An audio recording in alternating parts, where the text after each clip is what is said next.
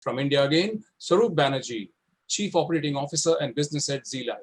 It's amazing, and it's quite overwhelming to speak after a banker, a creative strategist in Iran, an author who hates his president, but I love the freedom of speech on this one. But some amazing insights by Rodolfo there, especially the ones which I caught, which was the devaluation of metropolises, and I think that is one of the largest takes that I'm going to do for him. I think Sujan added to that, and obviously Sujan is great, and Nandana, that was a very moving one. Thank you, everyone, and it's great. You know, when you're right at the end, you get a bit of everyone's knowledge, and it's amazing. I'll just quickly, before I start, a very quick 5-slider. I know the audiences have been waiting to throw in their questions from a while, so I'll keep it crisp. I represent the live entertainment scenario in media and entertainment, and it was one of those places, whether you call it sports or you call it a fashion show or the Grand Prix, choose what you may. I've built a bunch of music festivals across the globe. It used to be the most happy place to be.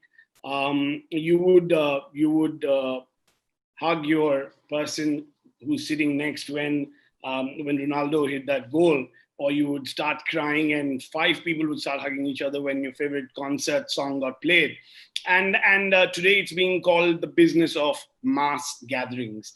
So how does this very, very large, and I'll show in the numbers as well a little later, come to a size like this? So I'm going to break this down into 3 parts, because I'm guessing a lot of people out there who want to know about this. There is what happened pre-COVID, how we halted, a midterm, and then let's talk about what may or may not happen in the various countries and that are going to act in this manner. The midterm for us is the most important thing. We've seen the size of what happened, let's say when South by Southwest got cancelled. The Olympics was the last to kind of postpone. I know the Bundesliga is on without spectators right now. I know that the IPL is going to probably, in India, the cricket season is going to be without spectators.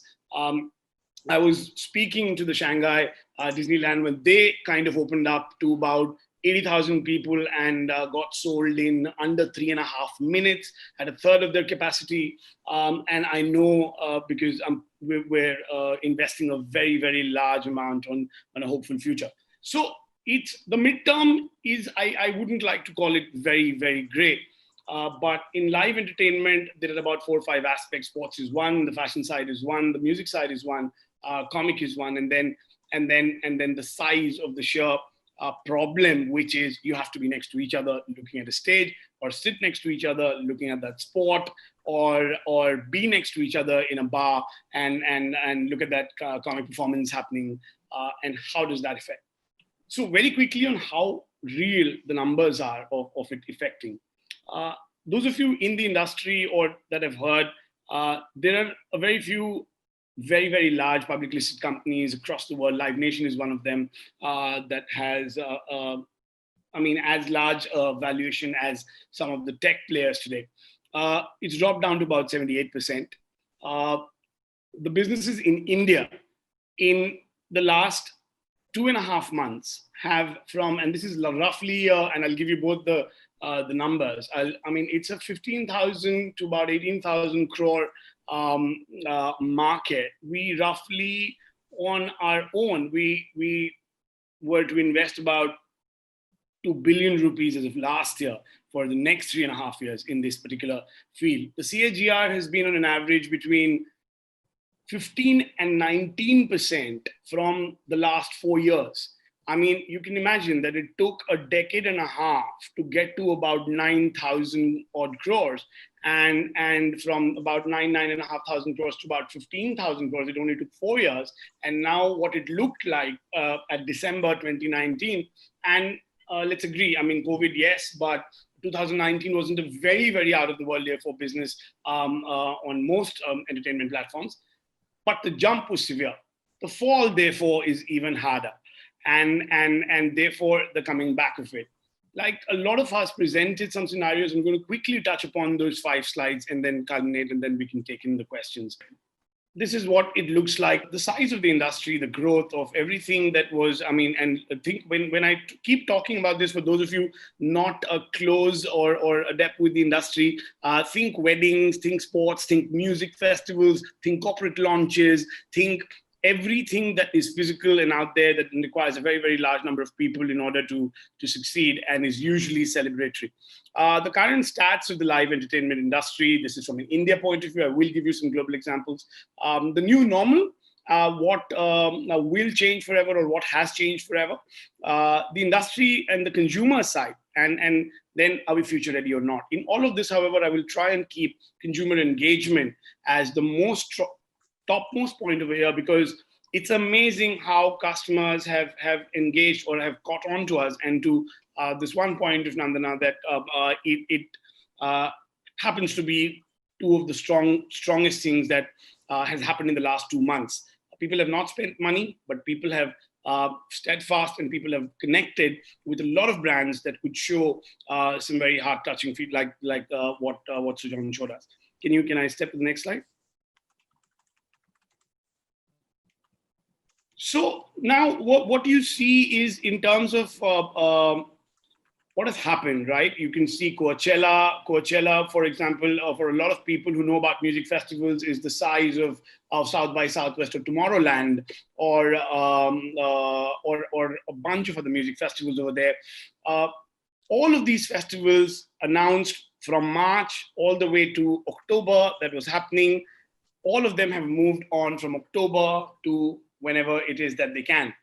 A rise in niche entertainment have happened. You see what technology has done, and the value of growth in all of this because of the pandemic has come down roughly by about 78 to 79%. Now, if I can go to the next slide.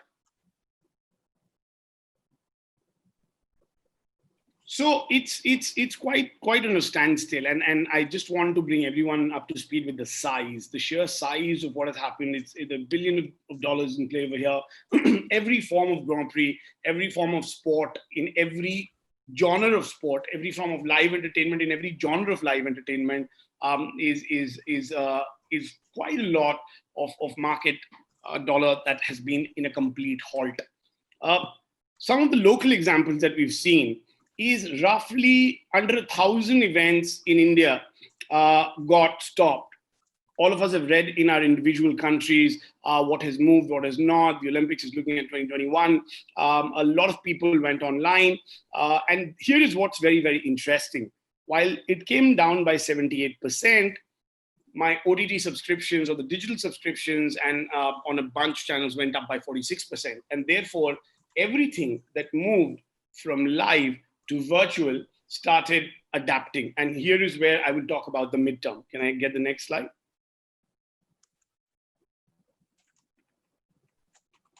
So give me a bit on this particular slide, and you can see the European cities, Shanghai very recently with Disneyland, and the possible positives and how far it is. And like Sujan was showing, that in the 0 to 3 months after the scare of what the scare is and how the scare is going down, we have our own analysis of how this is happening. And this is after speaking to everybody from the Coca-Cola Arena to Riyadh, to the Ajax stadiums, to the Dome in London, and a lot of venues all over the world. Australia, we work very, very close with.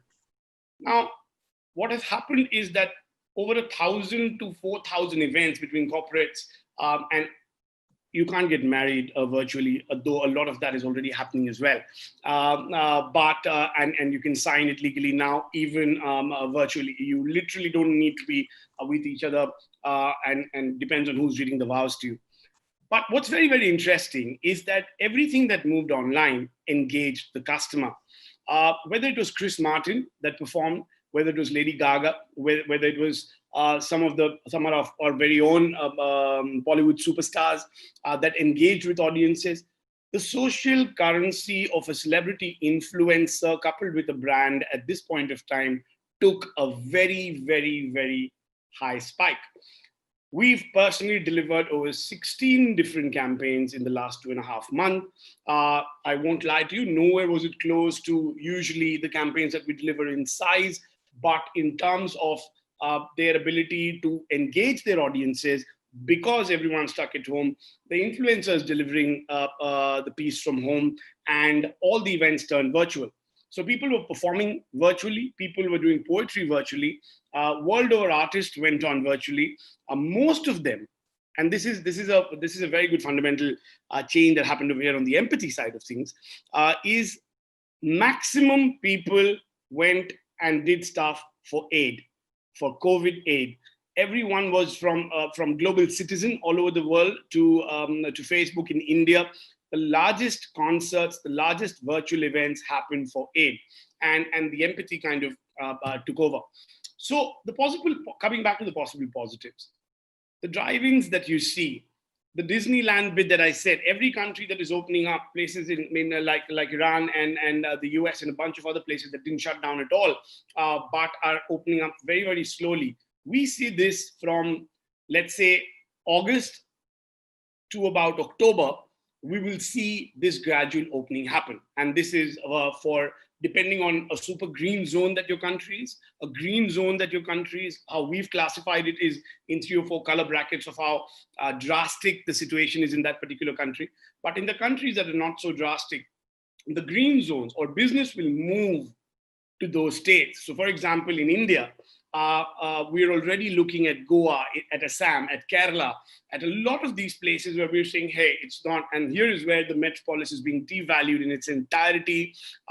We're moving some of the largest arena size shows, some of the largest sports over to cities that are, from our perspective or the business perspective or the consumer safety perspective, less dangerous. And that is where you will see these shifts happening. Can I have the next slide?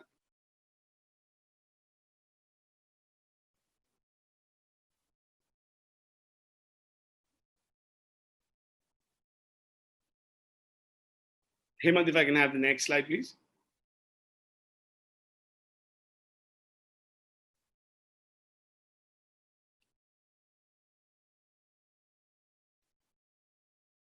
Okay, so this is what I was talking about in terms of brands. I don't know about, I'm reading mostly about Australia, and I'm married to an Australian, so I have to read a lot of what's happening in Australia, and a bunch of places that we do business with.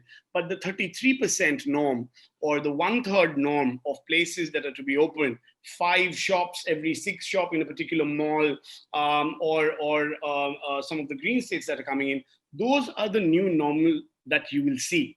Audiences, however, want to come out. We have 6 different studies going up for India, for the Middle East as well, that audiences want to come out, they want to be safe. If I do drive-in movies and drive-in concerts today, 67% of the audiences will want to come with 2 or 3 people in a car and say, okay, I'm safe in my car, but I want to watch my favorite performance, contact like Swiggy or Zomato, or deliveries at your place that you make. The increase in the brand spend in the last 60 days, and there are a few brand people here, Sujan being one of them, our data on FMCG, our data on essentials, and everything that was a part of this lockdown package, we saw a very, very heightened scale increase. Using live entertainment influencers like athletes that had never come. I mean, you would never think that a footballer is going to come and sell sugar. But hey, he's got nothing better to do, and he's a great influencer, and he's like, I'll make some money. I don't have a pay for and Rodolfo, Indian footballers are not as rich as some of the footballers in your country. But so, you saw athletes come in and do their bit, influencers come in, singers come in and do their bit, and brands latched on in them. This 60-day period is going to extend to about 180 days because of the size of the consumption that happened. The super green zones are going to take about more than 42% of the business that is getting very, very serious, and the governments are working. And the final side of this, if I can have the next slide, Hemant. Is how ready are we? And someone talked about Ebola. We saw 2008 and the crash, the economic crash that happened, and the pandemic is is nowhere close to, and even as Arup mentioned, it's probably that serious. It's probably a 9/11 serious. It's changed perspective. And we learn to live with it in perpetuity. So yes, there is enhanced security. Just after what happened at 9/11 or what happened here in Mumbai, we got used to a lot of new normals. The live industry across the world will be used to this normal for about and live with it, where the sanitization budgets, the safety budgets, the fumigation budgets, and I'm talking arenas that take 120,000 people that usually that were between a stadium and give you what may. The SOPs are going to make the average product 40% expensive. The social distancing norms are going to bring down revenues because of 1/3 ticketing per venue, and therefore this is going to take a lot of pressure, build a lot of pressure on your bottom lines. This, however, we see being changed or complemented in the next set of time. So from here to say about December, we're very clear that business on the live side will be tight. Jobs, and for anyone who's looking at employment or any of those questions that are around, I get a lot of those questions. That is it the right time to Sujan's last point, which was the labor being affected. That's a very, very large point. And like the Tatas, the Zee Media Group has a very, very large war chest that was developed. And depending on whether we're working with Migrant Laborers on the shoot side of things, because we are a broadcast-based platform, or the event side of workers and the watches that was developed for them. But what you will see is that the blue-collar job across the live scheme of things be slightly tighter than what it was. And it'll be a little difficult because more and more shows will say we have to cut somewhere in order to be able to sustain. Those blue collar jobs, however, can transform into a bunch of other jobs. The talent side, and I think Karthik Aaryan, who's a very big celebrity here in India, said finally he was a A-list Bollywood actor saying, hey, it's time for a pay cut. And Shah Rukh Khan said it. And a bunch of others are saying it. If we charge about $100 for a film yesterday, you know what? We're ready to talk to you at $50. We're ready to talk to you about $65. So overall, I think the entertainment industry has agreed that there is a problem, has agreed that there is a midterm to this problem, and has agreed that when life changes, any of these norms that you see are going to be for a very long period of time, and you will see a very, very different. Full house and box office full houses that you see outside are going to mean very different. It'll mean that out of 1,000 seats, you've got 400 full and the theater's no longer taking any more. Just to wrap it up, Pawan, and hand it back over to you from a live industry perspective. We're believing in the midterm. It's a business of people being physically close to each other. I'm talking about close to about $10.5 billion of the live stream business kicking in on the live scenario, whether it is Coachella, whether it is the Olympics, whether it is now what you see of the IPL at Hotstar. All of this is going to turn online. What is going to be offline is going to happen a little later in the day. So anyone who's planning in this period of time should be aware of these things. And in the organized sector, we're one of the few that's actually helping chart course for the particular field. And with sports and live entertainment being very close together, it's not wait and watch. It is accept the midterm. With this midterm, do what you can on the virtual side of things. Plan for the 2021, let's say fall or autumn, and build your products accordingly there.